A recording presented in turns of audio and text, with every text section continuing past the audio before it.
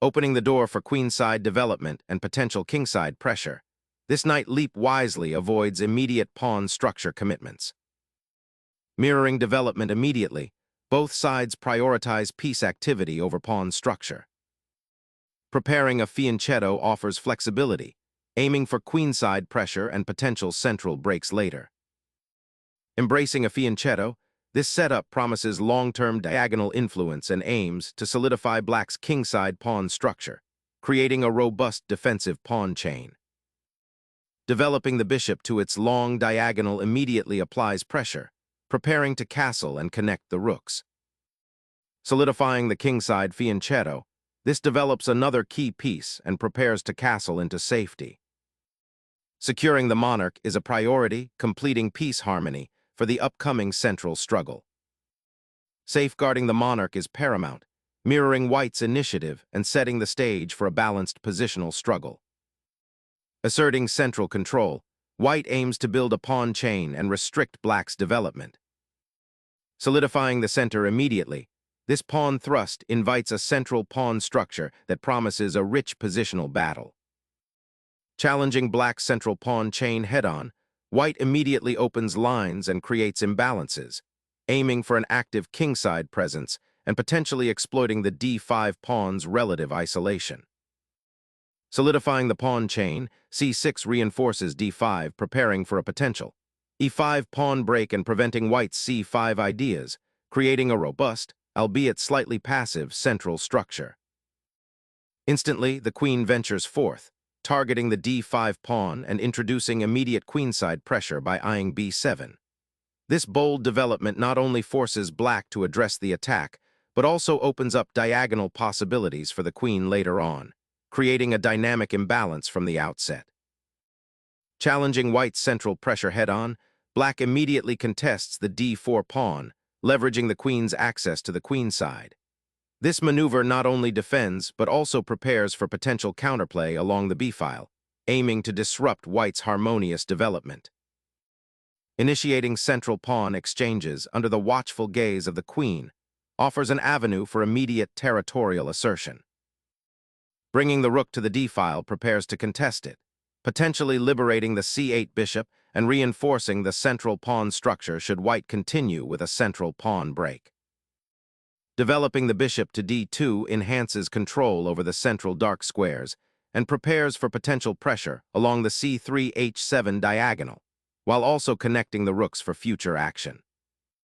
Sacrificing the pawn opens a diagonal for the queen and creates an immediate challenge to white's central pawn structure, forcing a decision on how to recapture and potentially exposing the queen to further threats if handled carelessly.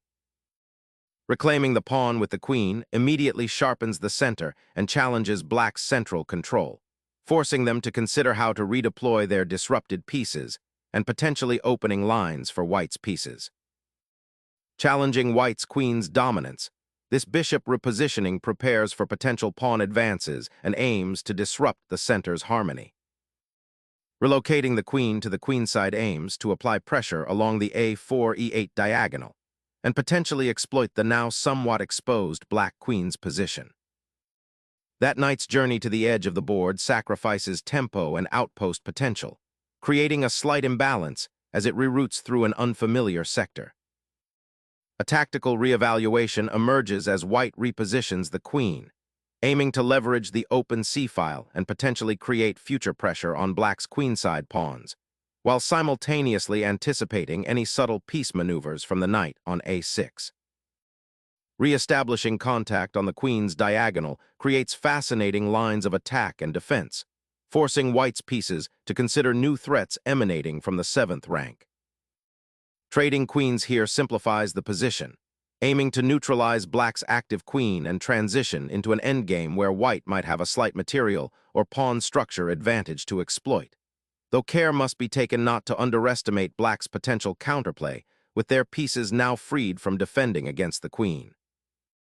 Snapping back the knight to the queen side, black initiates a subtle reshuffling of forces, aiming to bolster its structure and prepare for potential central breakthroughs or attacks on the now less defended queen side.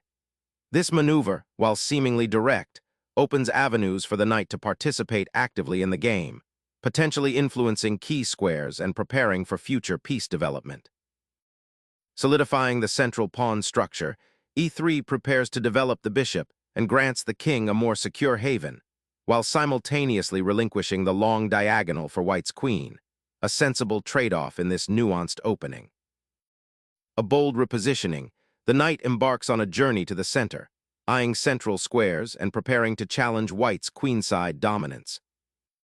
Injecting a knight to the edge often signals a desire to reorient pieces, aiming to either pressure an uncastled king or build up forces for a central advance. And here, that knight's journey to the rim is clearly intended to disrupt black's pawn structure on the queenside and potentially support a future advance of the pawn. A dynamic pawn sacrifice is initiated, aiming to disrupt white's central control and open lines for black's pieces. This maneuver injects immediate tactical intrigue into the game, potentially sacrificing material for piece activity and initiative. Black boldly challenges white's pawn structure, seeking to exploit any lingering weaknesses in the center that might arise from the capture. The move creates an imbalance, forcing white to carefully calculate the consequences of accepting the gambit. By offering this pawn, black seeks to activate their knights and potentially create outposts in white's territory. This is a bold statement of intent, signaling a desire to move away from a quiet positional game towards a more combative struggle. The knight's advance is designed to seize a more active central square and put pressure on white's queenside. Reinforcing the central pawn chain, white solidifies their grip on d4 and prepares to contest the semi-open c-file, aiming to exploit potential weaknesses should black mismanage their queenside pieces. Shedding the knight on d2 initiates a structural shift, simplifying the position and potentially aiming for an endgame where black's pawn majority on the queenside might become more significant. Reclaiming the central square and initiating a pawn structure cleanup, white's knight repositions to a more active role, aiming to control key diagonals and prepare for potential central pawn advances, while black's knight loses its advantageous central outpost. Solidifying the queenside pawn structure with Rab8 anticipates potential pawn advances and offers the rook more flexibility, either by advancing along the b-file or reinforcing the d-file's defense. A daring attempt to seize the initiative by infiltrating the queenside. This knight jump aims to disrupt black's pawn structure and potentially fork pieces, exploiting the slightly awkward placement of black's rook on b8. The challenge, however, lies in defending this advanced outpost should black manage to dislodge it. White gambles on creating tactical complications to gain an advantage, a bold approach in what has been a rather symmetrical opening. Consider how this knight's activity might alter the balance of forces on the queenside. Black solidifies the knight's outpost on d5, initiating a subtle fight for central control and preparing to develop further, aiming to exploit white's slightly passive pawn structure on the queenside. Reasserting central influence with the knight's hop, white immediately eyes the weak d6 square and pressures the d5 pawn, aiming to disrupt black's solid pawn structure and potentially open lines for future aggression. This maneuver could also be a prelude to a more aggressive knight fork on e5 or c5 if black isn't careful, forcing a positional concession or tactical oversight. Black's bishop retreats to the back rank, consolidating its position and preparing to potentially redeploy via the central files or support a pawn push, all while avoiding immediate tactical threats and maintaining a solid defensive structure. The pawn push on the queenside aims to disrupt black's bishop placement and potentially create an open file for white's rooks, a subtle yet crucial territorial adjustment. This maneuver aims to solidify the queenside pawn structure and potentially prepare for a queenside expansion, creating a more robust barrier against white's knights. Initiating a pawn push down the file forces a decision from black regarding the advanced knight, potentially leading to isolated pawns or a compromised structure if not handled carefully. Black reclaims the pawn with the rook, subtly reinforcing the queenside pawn structure and preparing to contest the open c-file, aiming to disrupt white's knight outpost on c5 and potentially create play on the queenside. Stepping back from the edge of the queenside skirmish, white redirects forces toward the center, aiming to solidify central influence and potentially prepare for a kingside initiative. The knight's redeployment suggests a desire to avoid further passive exchanges and instead foster dynamic counterplay, perhaps hinting at a future advance or a repositioning for better piece coordination. Reclaiming the central pawn structure and inviting further simplification, Black initiates a recapture that promises to alter the piece configuration significantly. This exchange, while removing a knight from an advanced outpost, opens up possibilities for Black's own pieces to find more active squares. The knight's previous restriction on a6 is now a distant memory, and its reintroduction into the fray, though perhaps indirect, signals a desire to contest the initiative more directly. Consider the subtle repositioning of Black's forces, aiming to consolidate their position and potentially prepare for a pawn thrust on the queen side.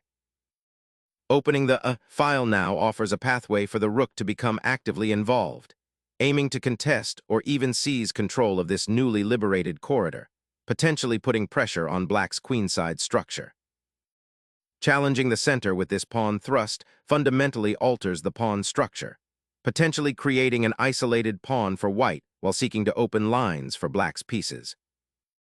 Opening the c-file to challenge Black's central pawn presence, this capture initiates a dynamic exchange that will redefine the board's tension. White embraces a structural shift, sacrificing the immediate pawn gain for potential long-term influence over the now open vertical. This audacious sequence hints at a broader endgame strategy, prioritizing active piece play and open lines over maintaining symmetrical pawn structures. The board is now primed for tactical skirmishes, as both sides vie for control of the newly freed territory. A bold pawn thrust opens crucial diagonals for your pieces, injecting immediate dynamism into the center and challenging White's control of the now contested c-file. Striking at the heart of Black's central pawn chain, White initiates a dynamic pawn break designed to fracture Black's solid structure and exploit the open files that will inevitably emerge. The rook ventures forward, seeking to contest the now open c-file and offer potential support for the queenside pawn push, aiming to disrupt White's control over the center and perhaps eye the d5 pawn's advanced position. Vigilance on the queen side is now paramount. The rook slides into a more active posture, asserting control over the open 7th rank and preparing to exploit any potential weaknesses that might arise from Black's pawn structure. Boldly challenging White's queenside structure, this maneuver immediately opens lines and seeks counterplay along the open files, aiming to disrupt the opponent's piece harmony and potentially exploit any lingering weaknesses on the 7th rank. Launching an assault along the open file, this action aims to penetrate Black's defenses and put pressure on the c-pawn and beyond. Embracing the initiative, Black injects life into the position by re-establishing pressure on the file and threatening to infiltrate White's queenside structure. This repositioning aims to disrupt White's intended spatial advantage and potentially create weaknesses in the pawn chain. Embracing the open file, White boldly pushes the pawn forward, a decisive stride that aims to dismantle Black's pawn structure and inject significant tension into the position. This aggressive advance seeks to exploit any lingering weaknesses and potentially open lines for White's rooks. Striking at the pawn chain's heart, this capture initiates a cascade of exchanges that will fundamentally reshape the battlefield, potentially liberating the pinned knight and opening crucial diagonals for Black's remaining pieces. Reclaiming the knight on d6 immediately intensifies the pressure on Black's queenside pawn structure and opens lines of attack that were previously suppressed. The bishop's return to d3 reestablishes influence over the central dark squares, a particularly potent feature given the pawn on d6 that now restricts White's own minor pieces and anchors Black's queenside play. This subtle repositioning might hint at a longer-term maneuver, perhaps aiming to exchange off White's active knight or prepare for a slow buildup along the now open c-file. It's a move that prioritizes positional solidity and future possibilities over immediate tactical fireworks, inviting White to commit their own pieces to a clearer plan. A daring dive into the enemy's camp, this aggressive rook sacrifice aims to dismantle Black's pawns and seize control of the open c-file, forcing a tactical skirmish that could lead to a swift advantage if Black isn't careful. Accepting the sacrifice unravels the pawn chain, creating an exposed d6 pawn that will become a juicy target for white's centralized pieces. The rook's aggressive occupation of the 7th rank now pins down the black bishop, creating a formidable barrier that severely restricts black's defensive options and forces a concession of material or significant positional weakness. Seizing a pawn, black opens a Pandora's box of potential complexities. While superficially tempting, this capture immediately exposes the king to a powerful battery forming on the file, and could prove a costly indulgence if white can effectively deploy their rook and supporting pieces. Securing the open file with the bishop establishes a dominant presence, but it also allows black's bishop to become an active piece on the queen side, potentially creating threats against white's king if not carefully managed. The pawn structure has been fractured, and the rook's re-entry onto the open file aims to exploit the potential weaknesses now surrounding the enemy king, seeking to activate dormant pieces in a position demanding precise piece placement. Unleashing a devastating sacrifice, white creates a powerful discovered attack, forcing black's king into a precarious central position and opening crucial lines for immediate exploitation. Safeguarding the king from immediate discovery threats presents itself as the paramount concern, even at the cost of a pawn. Unleashing the knight to the advanced square on c4 aims to reignite pressure on the queenside pawns and potentially disrupt black's centralized piece coordination, seeking to exploit any lingering weaknesses around the black king as the material count dwindles. Embracing the initiative, black repositions the bishop to a central outpost, aiming to disrupt white's rook battery and create counterplay along the open c-file. Unleashing a powerful rook onto the 7th rank, white initiates a bold initiative, aiming to exploit the exposed black king and create immediate threats across the board. Sensing a tactical trap, black carefully pulls the bishop back to a more secure square, avoiding the immediate capture and maintaining its defensive post. Sharpening the attack, white reinforces the central pawn on e4 and prepares to expand on the kingside, aiming to exploit the slightly compromised nature of black's monarch. Capturing the knight opens up a fascinating tactical minefield for white, potentially leading to a material imbalance that could be exploited if black mismanages the ensuing complications.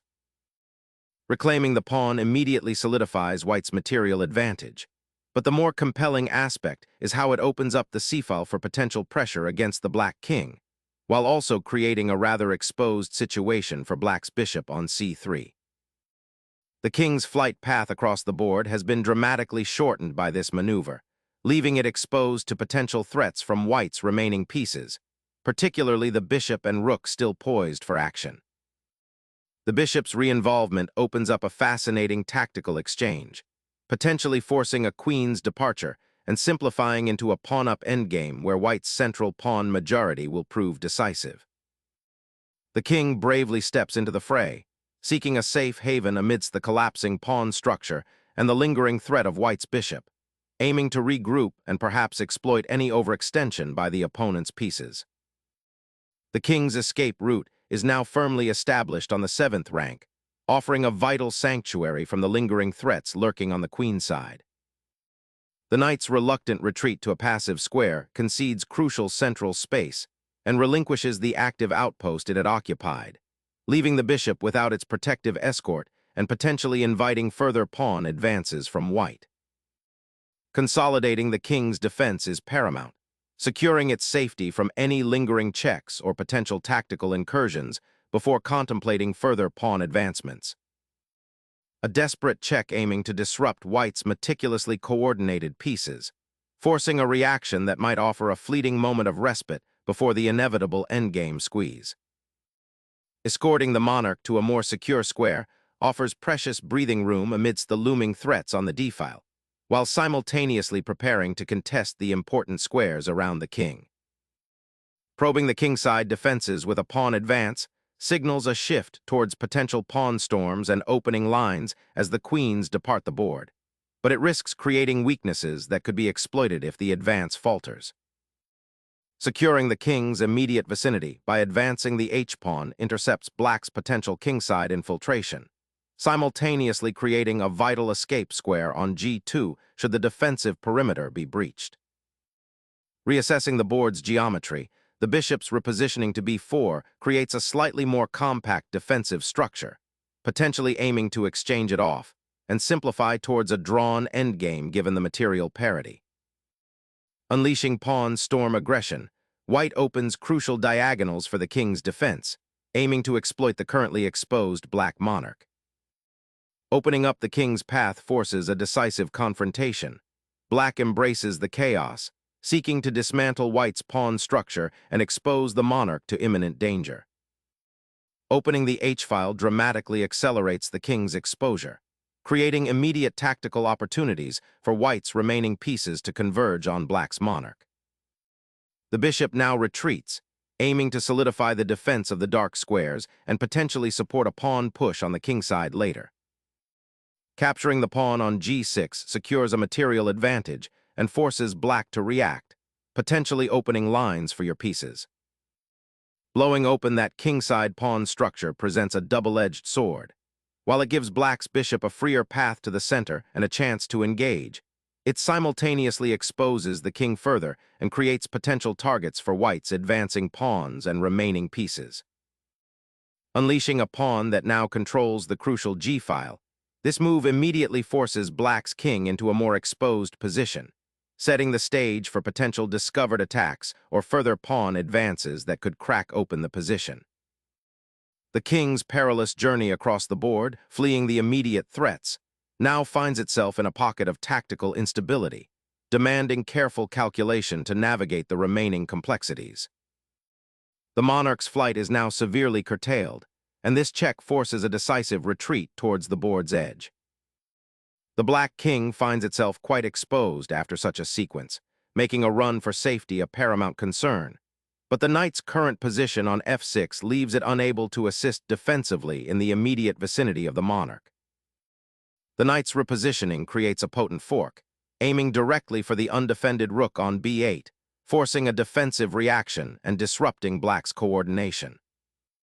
Black's bishop retreats, acknowledging the precariousness of its exposed position after white's kingside pawn advance, seeking a safer square to regroup and avoid immediate tactical threats. The rook repositions, seeking a more active role on the 7th rank, aiming to exploit any defensive weakness that might emerge from black's currently well-protected monarch. Sacrificing pawn territory on the queenside opens a critical diagonal for the bishop, aiming to disrupt white's central control and potentially create counterplay against the exposed king. Fleeing the immediate threat, the knight seeks refuge, hoping to redeploy and offer some defensive support to the besieged monarch. The bishop's sacrifice, a final desperate attempt to disrupt the encroaching pawn storm and the menacing knight, is a testament to a player fighting tooth and nail, but it ultimately leaves the black king dangerously exposed.